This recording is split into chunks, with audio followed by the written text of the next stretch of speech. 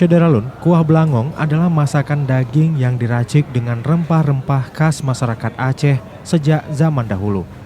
Selain cita rasa yang lezat, kuah belangong juga mengeluarkan aroma yang menggiurkan.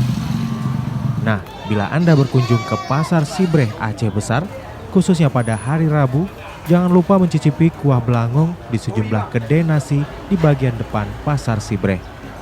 Anda akan disajikan busi kameng yang enak disantap dengan nasi putih hangat.